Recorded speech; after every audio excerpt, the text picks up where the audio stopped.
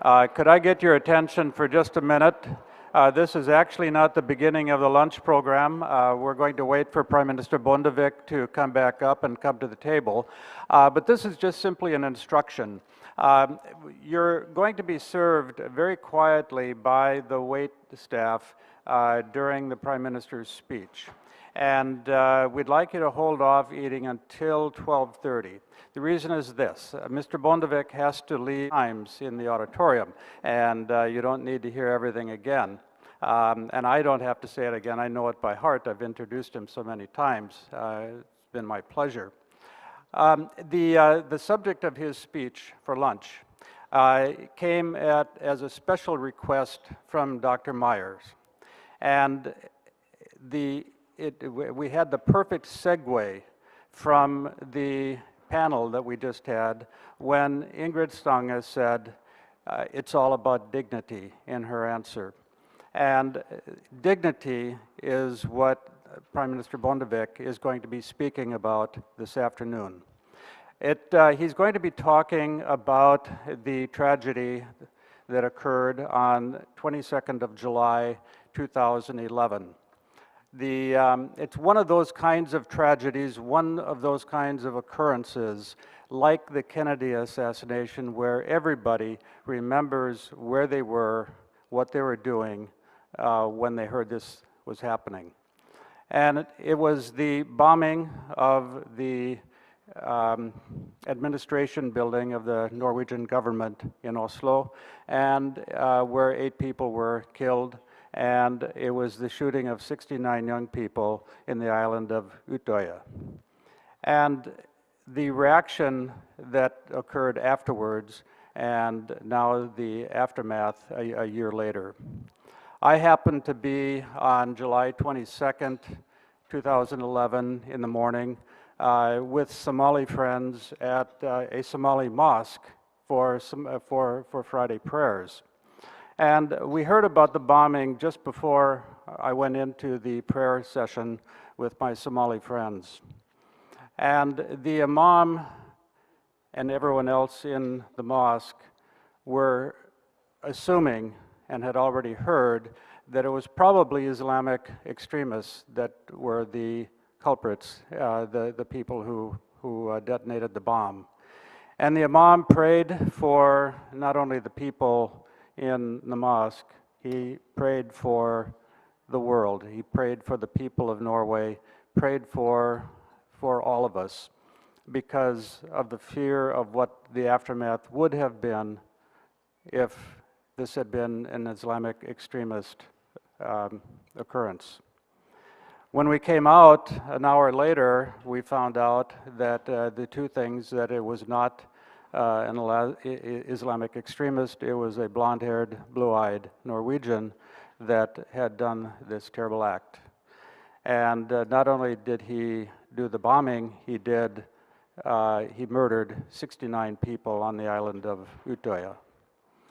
And last July, Prime Minister Bondevik wrote an op-ed that didn't get into the Minneapolis papers, but he's going to be talking about what he put into that op-ed. It was all about dignity.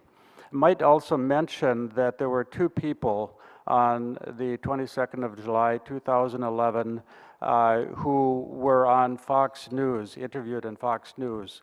One of them was Prime Minister Bondevik, and the other one was a University of Minnesota Humphrey School graduate. He was a second-year public policy student at the time, Brennan Bombach, who was in Norway doing an internship with the US Embassy and had just walked by the government building a half an hour before the bomb detonated. And he was also interviewed in the newspaper. With that introduction, I'm going to invite Prime Minister Bondevik to come up and give his address, luncheon address. He will be leaving immediately afterwards. You can finish your lunch, and then at 1 o'clock we'll have our 3 women from Norway come up as panelists to answer your questions, make a statement and answer your questions. Thank you very much. Prime Minister Bondevik, welcome again.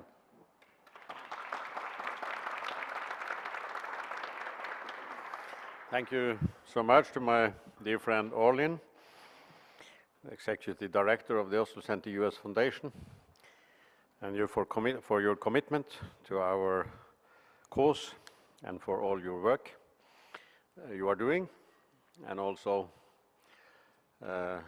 contributing to organizing these events today and for this luncheon. I have learned after many years of experience that the address at the luncheon should be rather brief because you are waiting for the food. So I'll try to be brief, and therefore, and I ask for excuse for having to leave you immediately afterwards to reach my plane back to Norway. So I have to leave it to the Norwegian linked to the, and two of them linked to the Oslo Center, to make comments and take questions and give answers afterwards. As already mentioned by Orlin, on the 22nd of July 2011, 77 people were killed in a brutal terror attack in Norway. 69 of them at the political summer camp for young girls and boys organized by the youth organization of the Social Democratic Party of Norway. The others in and around the governmental headquarter building in downtown Oslo. We found it unbelievable that this could happen in our peaceful Norway. Many also found it surprising and impressive that this horrid act was not met by a wish of revenge, but rather by appeals for reconciliation and unity, and more openness and democracy. Many Norwegians went out in the streets of Oslo, laid down flowers outside the main cathedral. They were silent. It was a very special atmosphere. And it was organized parades where people were bearing red roses in their hands. Bullets were met by flowers. Prime Minister Jens Stoltenberg stated that this terror was an attack on the open society and on our democracy. And that is true. But it was also an attack on an even more fundamental value, namely human dignity, the basic foundation for our civilization in America and in Europe. The young people killed at the island Utøya were from the Prime Minister's own Social Democratic Party, a party open to immigration. Human dignity, in my view, is inseparably linked to human rights. These two ideas are also linked to each other in the UN Declaration of Human Rights. And human dignity is mentioned before human rights. Human dignity is a main reason for democracy, that every human being has a right to influence the society. If we lose the respect of human dignity, we lose the main guideline for human behavior. And we experienced the horrible consequence of this in Norway on July 22nd last year. The legal process after the terror act has been based on the values we want to protect in our democracies, namely human dignity, law, and order. A disputed question during the process, the legal process in Norway, has been if the terrorist, who was a young Norwegian, was sane or insane. Psychiatrists presented different views on that. And that made this discussion, of course, even more difficult, and difficult for the court as well. But the court concluded this fall that he was sane, and he was sentenced to maximum number of years in prison. Many foreigners have asked, and also the foreign media from abroad who interviewed me, why the terrorist has got so much time to explain his idea, parts of it even broadcasted. The answer is that this is in line with our tradition of fairness and equality in the courtroom. In the longer historic perspective, I am also convinced that this is the best for the Norwegian society in our way forward after 22nd of July. And it will make the sentence much more sustainable in a historic perspective. That even a terrorist was treated in a fair way in the court, equal with others. We know that this terrorist was driven by a strong Islamophobia. In the manifesto he published on internet, even few hours before he did the terrorist acts, we find that he had built up images of enemies and stereotypes. Such opinions are often rooted in ignorance and lack of contact with people of other religions and cultures. Therefore, interreligious dialogue is so important. And that is also one of the program fields of the Oslo Center. In this way, we can increase the knowledge and understanding of the others and identify and use common values to mobilize for reconciliation and peace. In this regard, it's also interesting that the recent survey among Norwegians last summer tells us that Norwegians have become more positive to immigration after the 22nd of July than before. Quite the opposite of what the terrorists wanted as an outcome. At the same time, the survey tells us that more Norwegians are proud of being Norwegians. Some will see this as a contradiction. In my view, it's not. It's an interesting and satisfying outcome, because by being more aware of your own identity, you can meet others with more confidence. You know what you stand for. And then you can even more respect others who have another background. I know that the Norwegian participating in the Q&A after my intervention will elaborate more about this. What I do hope can be a positive outcome of the tragic event in Norway, 22nd of July 2011, will be mobilizing for values on which our democracies are built, and most importantly, a deeper respect of human dignity. For this effort, we will need many actors, political leaders, NGOs, churches and other religious communities, academic institutions as universities and colleges. And such a mobilization should, of course, not be limited to Norway, but be a worldwide movement. And I want to end up by inviting all of you to join us in these efforts. Thank you and have a good luncheon.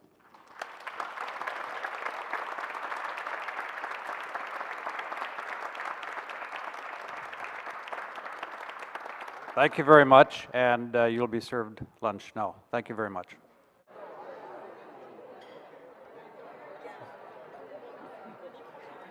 Good afternoon again.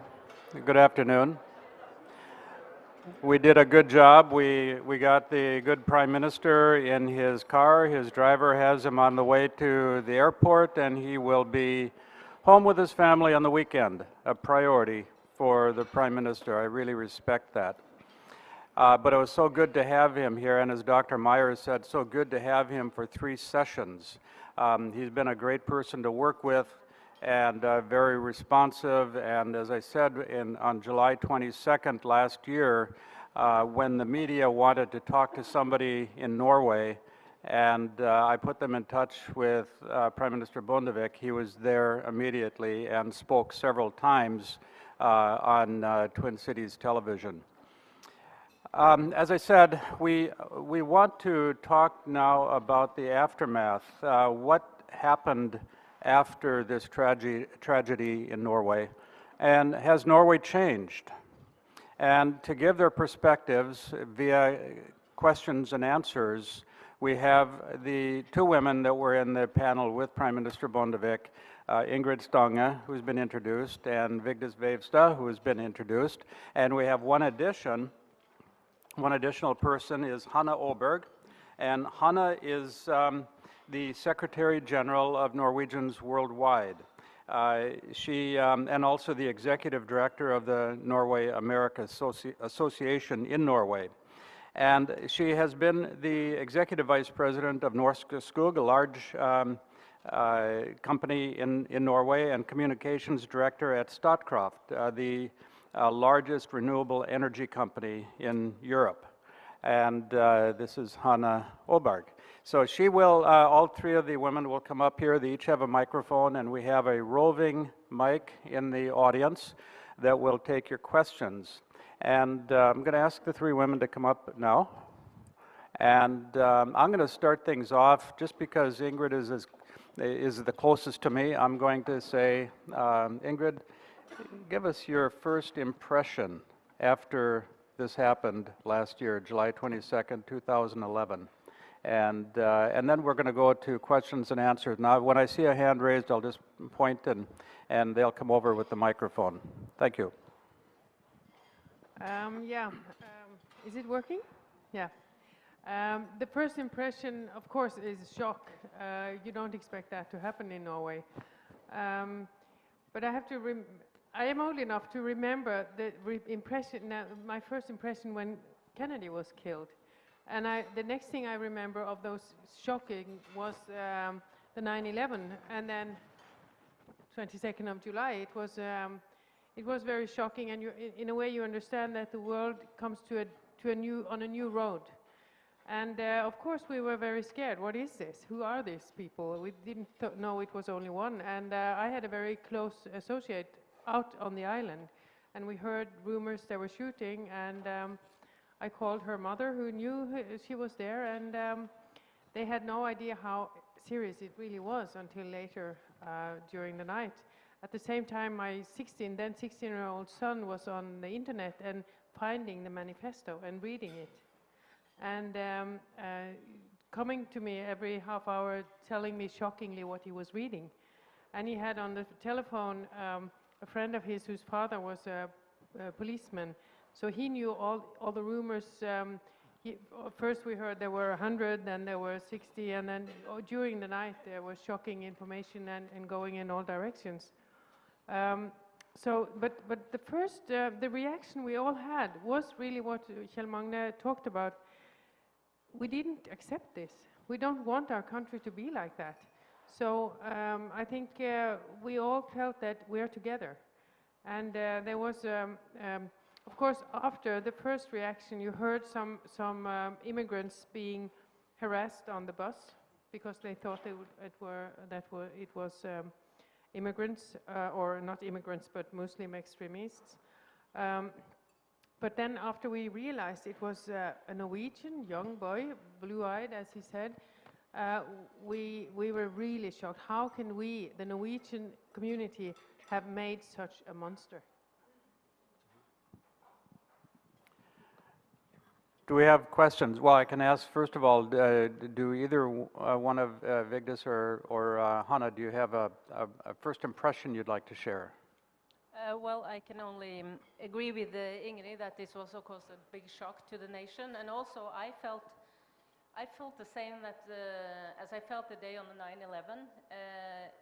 You feel like the whole world is in with us on this, and I think we all experienced that we had emails from people we hadn't seen since school, and it affected everybody. Not Norway, but we felt everybody was there with us, like we were with the U.S. When the 9/11 incident happened. I want to add one thing. When it was clear that this was actually a Norwegian national doing this, in a way, it also felt like a relief, if you can use such a word in such a horrible setting. But it was a relief, and I spoke to many friends of mine who are non-Norwegian.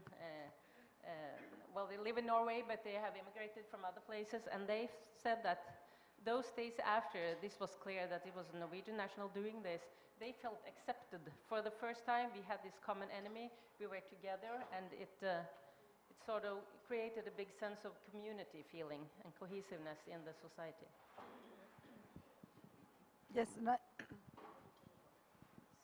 it is on. Oh, you heard what I said, everybody?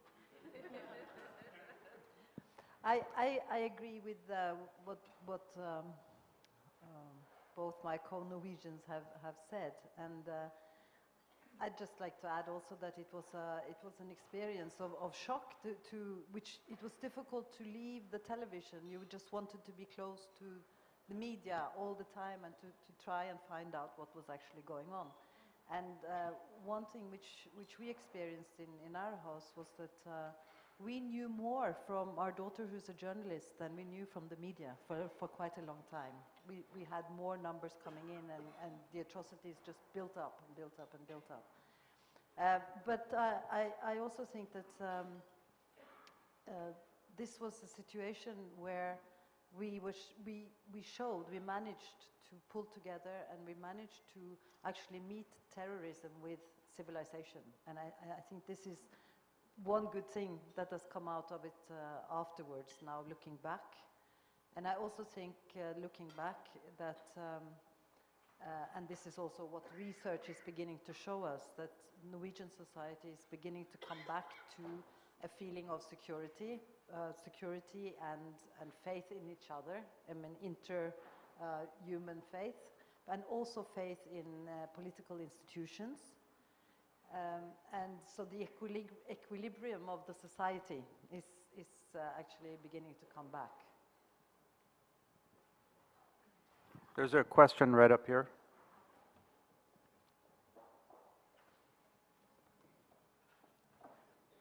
And could you identify yourself, also your name and representation? My name is Kevin McDonough. I'm a member of the advisory committee that helped pull this together, and Dr. Sam Meyer's pastor.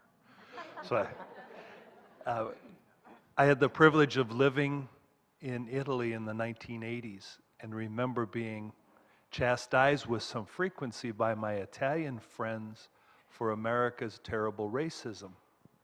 But returning over the next 2 decades, as immigration increased and as the Italian population aged in place, I saw an absolute flip-flop.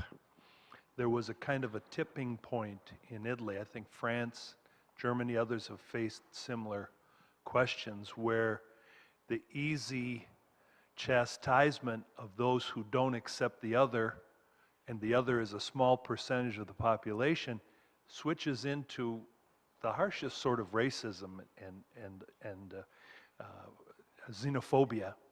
We're facing some of the same thing in many ways in Minnesota, where we were mostly Norwegians with a few Irish people let in, and with Hubert, Humphrey, and others, rather easily progressive and accepting. But there are those who would say that here, because our population is rapidly turning darker in color and less traditionally Christian, Muslim, for example, that there may be a turning point, a tipping point coming for us.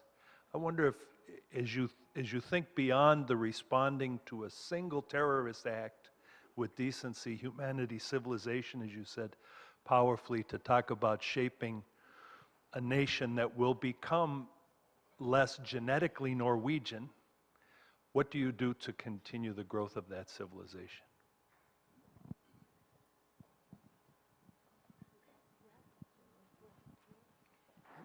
I think you're pinpointing the very challenge of Norway. We have been the most egalitarian country you can think of, both ethnically and socioeconomically. And we still have a fairly close socioeconomic situation, but it's now about 20% immigrants during the last 10 or 15 years. And I think we, although the terrorist didn't mean it, I think he has helped us on a way towards a more civilized way of accepting immigrants. It seems to me, I don't know if you agree. I agree with you. I think the nation, the way we reacted was not to allow the terrorists to fill Norway with hate. So we sort of, it was this collective fighting back. So it has helped us, and this survey that was conducted that Bondevik referred to actually confirms that. And there is something about, I think all political theory and everybody says about a common enemy. And this enemy was something that we could all feel like this is our enemy and we're in this together. So if you can say something positive coming out of an event like that, that would be one thing.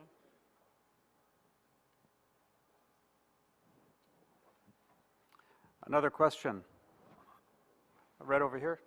Oh, there's right over there, and then you'll be next.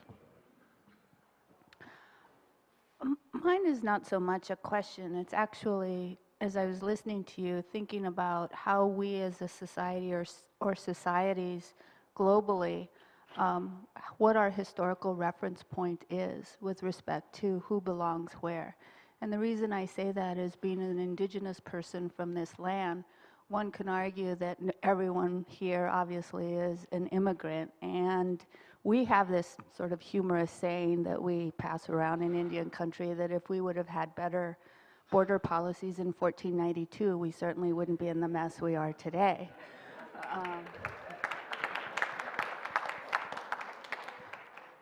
And particularly now, with the historical relevance of 150 years of an infamous historical event that happened with Dakota people here in Minnesota, and their forced removal and actual bounties on people's heads. It just seems to me that, and also that the fact that the United States was one of the last holdouts for actually supporting the United Nations Declaration on the Rights of Indigenous Peoples, where Indigenous peoples have a tie to the land, they have a tie to the language, they have, there's something comprehensive, holistic, sacred, special about the way traditional Indigenous people live, that I think in many ways, many of the policies, whether they're international policies or state level policies, are actually geared towards assimilation and removal in order, for the sake of increased employment and economic income. And so I just ask perhaps for each of you to comment on that particular piece of international rights of Indigenous peoples, and what your take is on some of that.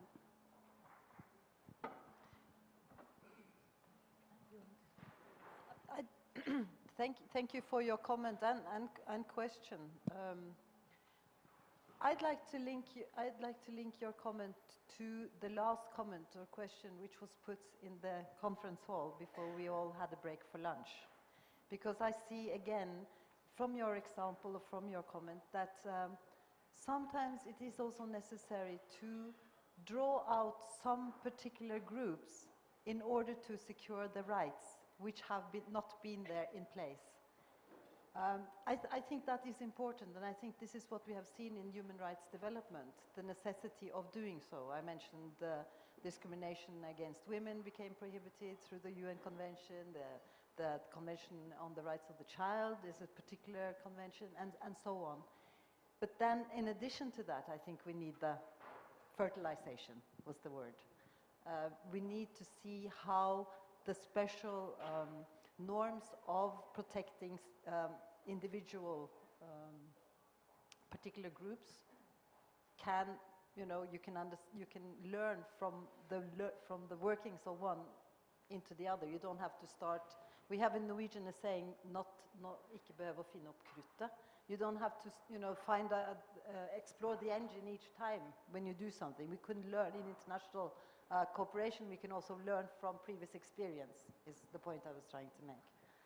I think when we look on the immigration issue and the borders, which were not there, I think we in Norway have a lot to learn from what we look at America as a melting pot, rather than, I mean, in spite of problems here now, also with immigration and issues that are being discussed, we are far behind because we are have been such an homogeneous society.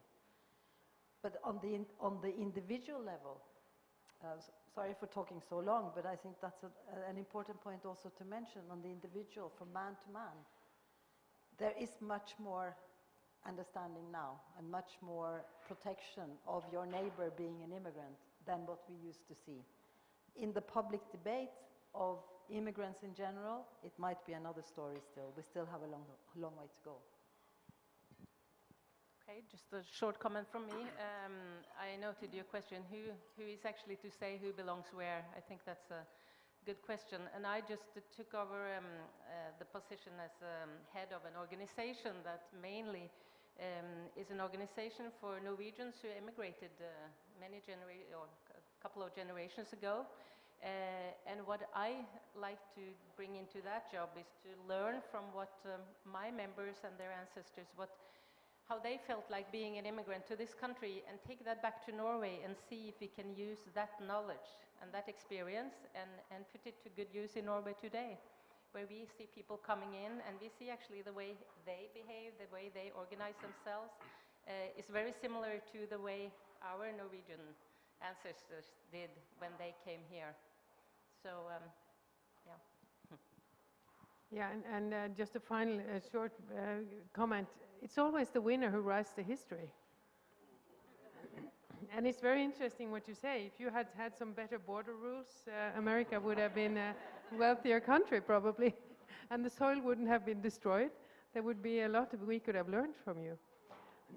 The way Norway survived 150 or 200 years ago was that the second, third, and fourth, and fifth, etc. son or daughter from the small farm there wasn't room for him or her, so they went to America, and they're all here.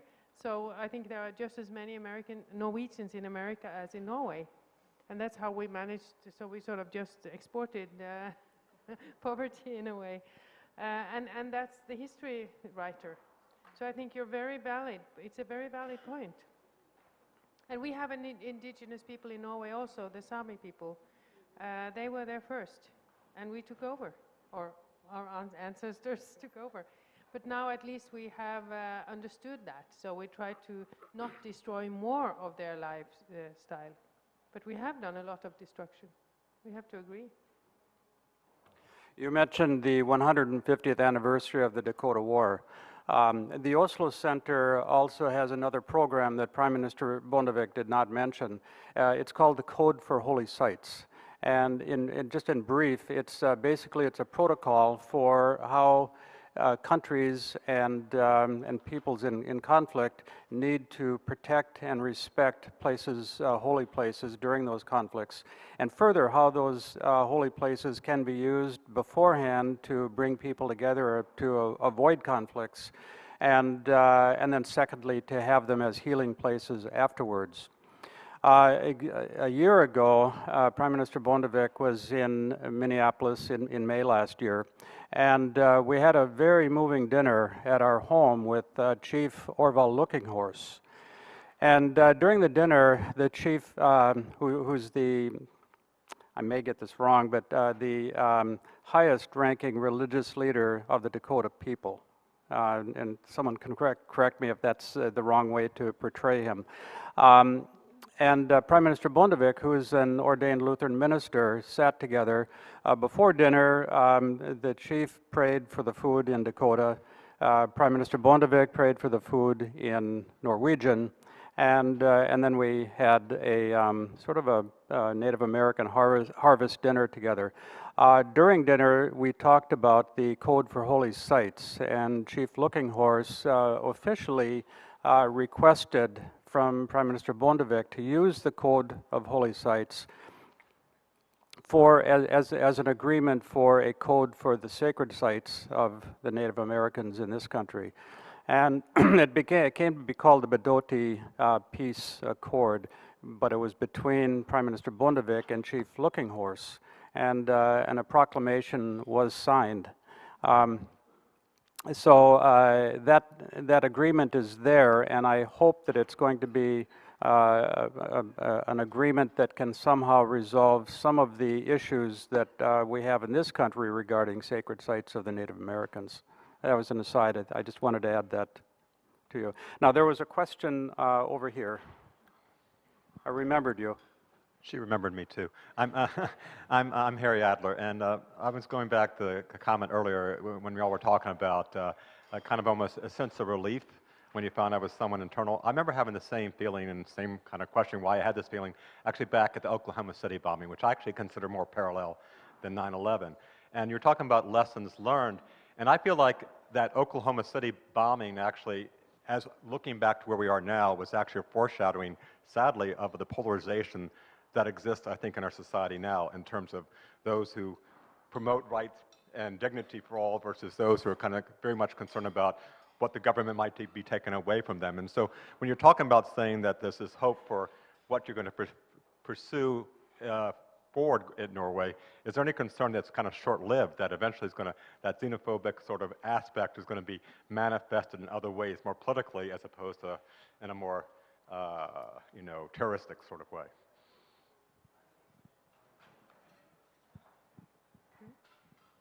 Yeah, I think you're right. There is a danger that this will be short-lived.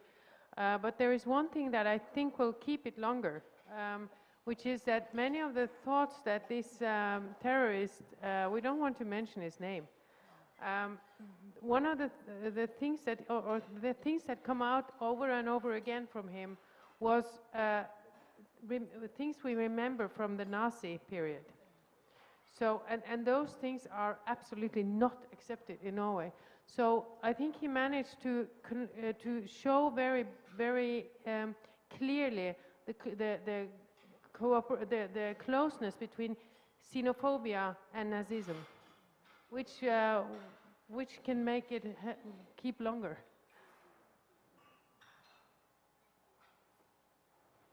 Okay, another question over here. Yes. My name is T. Williams. I'm going to ask you to speculate.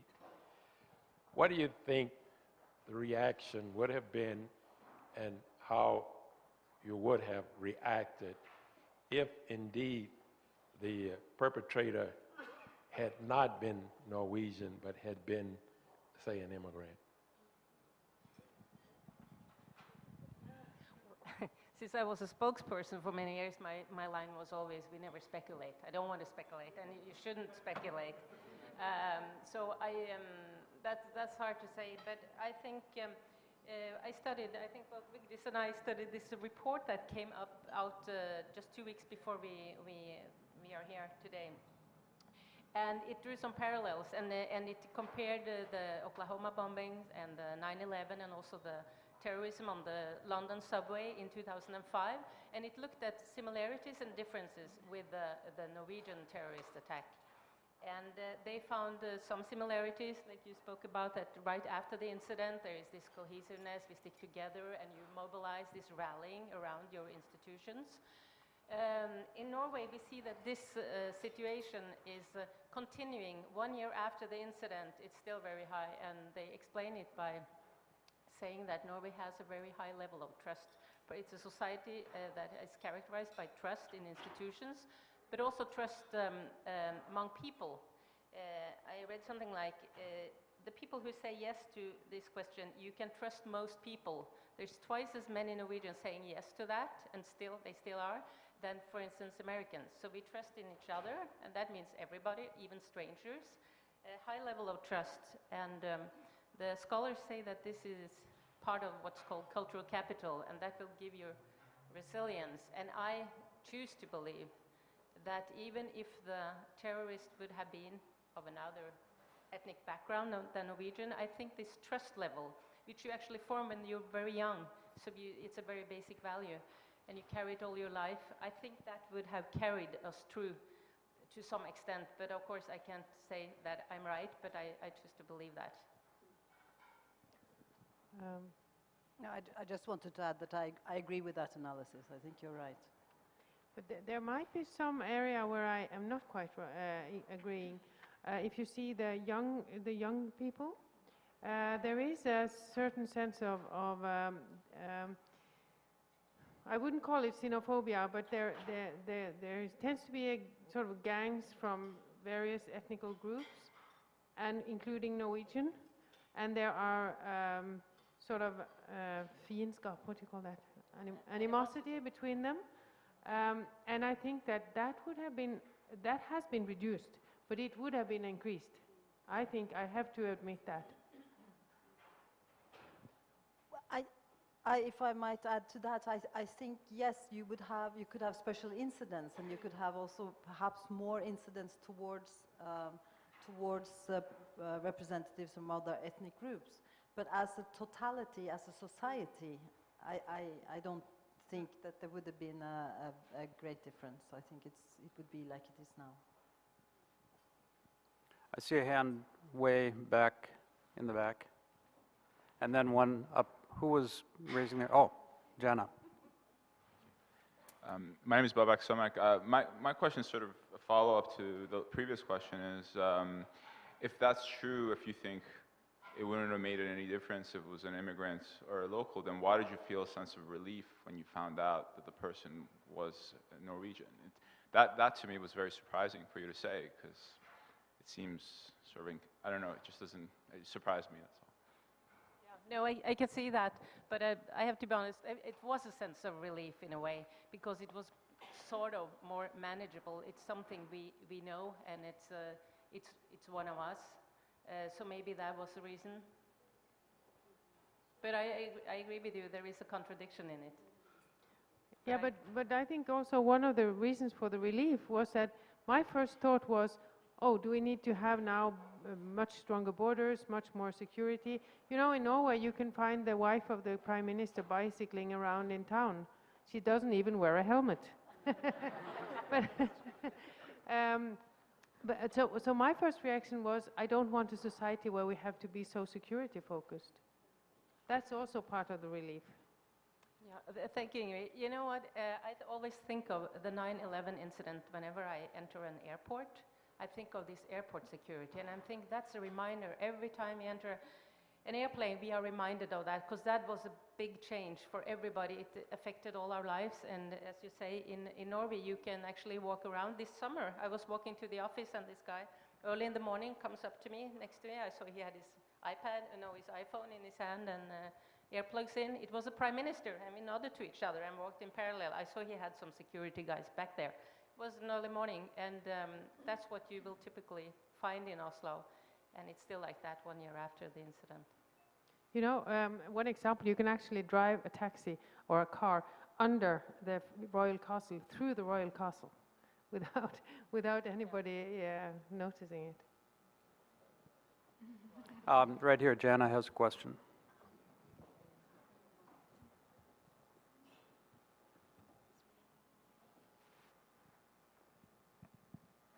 Thank you. My name is Janet Each.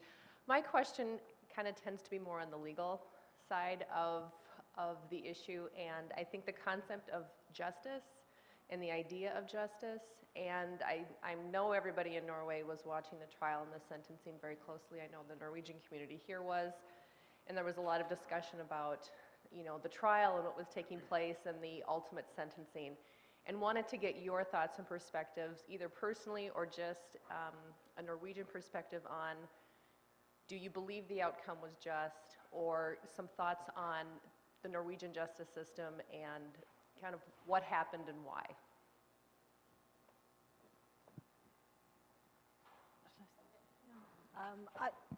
I definitely think that this gave reason to believe very much in the Norwegian justice system, because it was really justice as usual in a way. It was a very unusual case.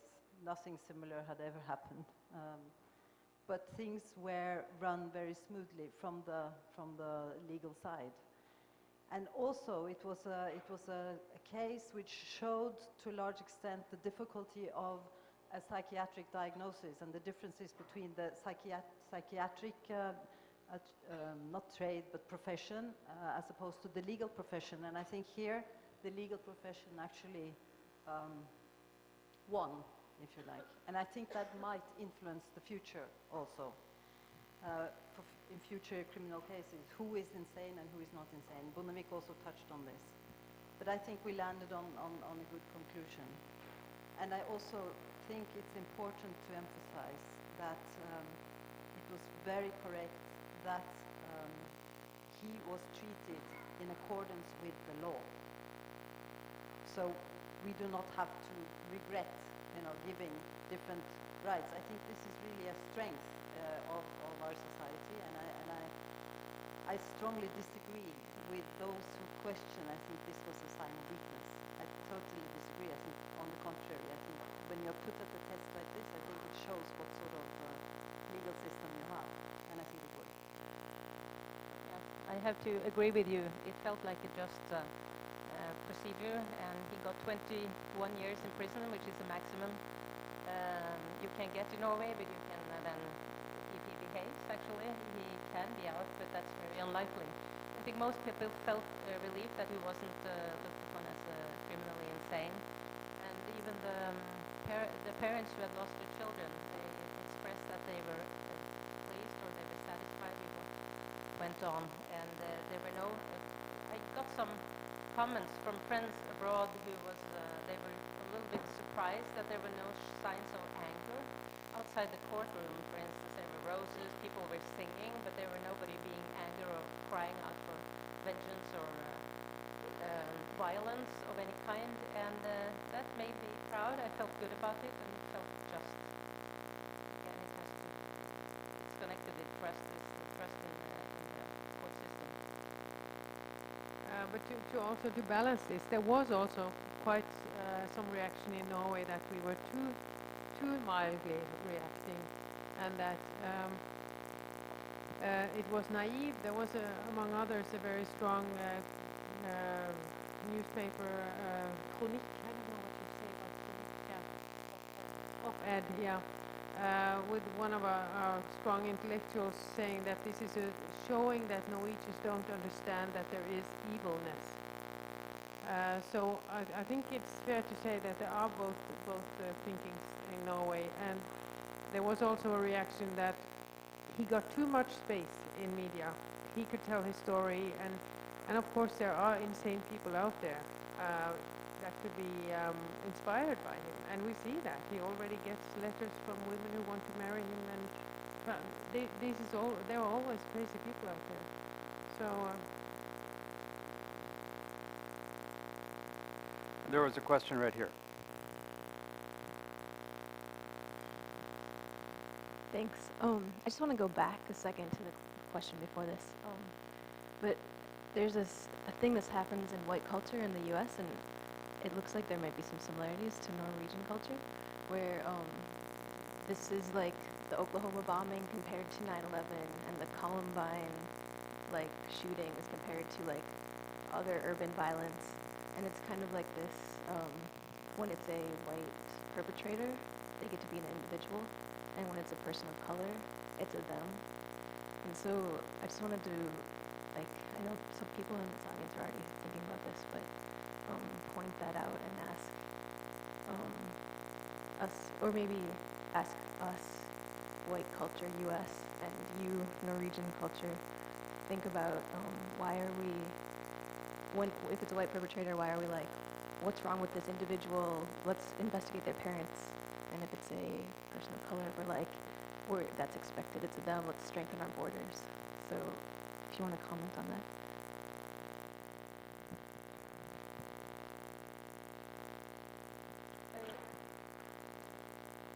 I can only say I agree. It was. I think we all have to answer on that question because it's absolutely true.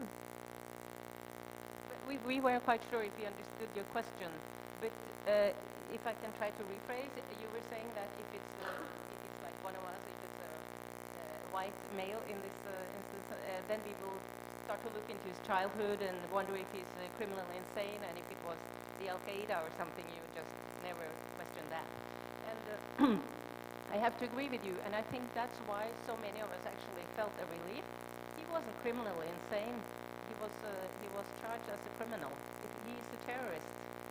So I can only answer that way. That's why I think Norway as a nation was happy that he was treated as a normal. He was a criminal.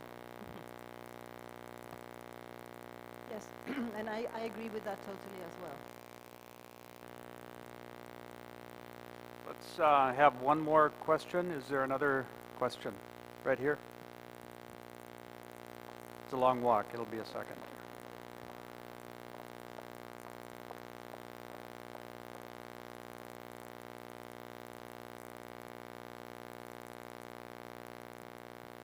My name is Robert Spikings, and I have this feeling that Norwegians have an overt distrust of overt nationalism, that they historically grappled with this for a very long time, and I'm wondering if that played a role in the healing and the understanding of this in its context. You mean we have an overt distrust of nationalism? Yes, I think so, because he reminded us so much of the Nazi thinking. We didn't want to have anything to do with that. Although we have to admit that we have lots of xenophobia in Norway, which is the same part of that coin. So we have something to work with. But when it looks too much like Nazi, we know what we mean. So that is probably why I say that I choose to believe that even if it hadn't been a Norwegian national being the terrorist, the fact that we do not want to be associated with his rhetorics and the way he presented his manifesto. So I think that would have carried us through. Oh, one more. Okay. Well, I was thinking we'd go until 1:45, so. Thank you. It's a quick question. I guess I was curious to know, would it have mattered if he had killed someone else?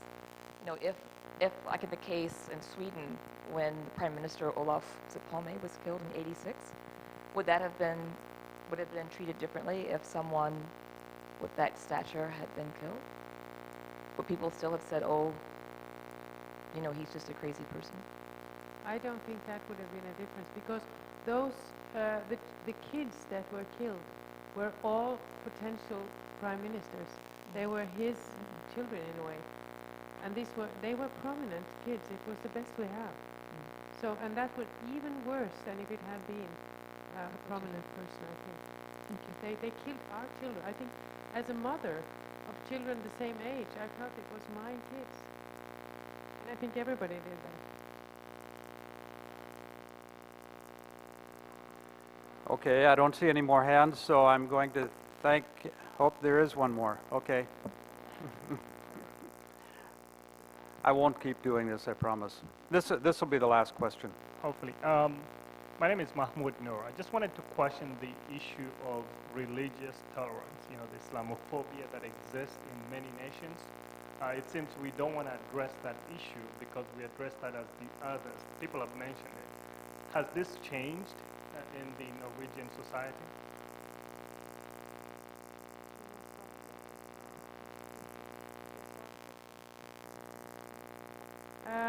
I think we agree it hasn't really changed, but I think what it has changed is the understanding of the importance to keep a close relation between the religious leaders. So there is more of an effort to bring the leaders together so that we can sort of reduce the xenophobia by knowing more about our neighbor. Okay, thank you very much. I want to thank Vigdis and Hanne and Ingrid for coming up and answering these questions. And actually thank Dr. Myers for asking us to present this case. This was a special request, as I mentioned earlier, from him. I'd like to mention that we have our next program, next forum, in the Cowles Auditorium at 3:45. The Fourth World Conference sessions start, I believe, at 2 o'clock. And the rest of our sessions for the dignity and empowerment, women as key to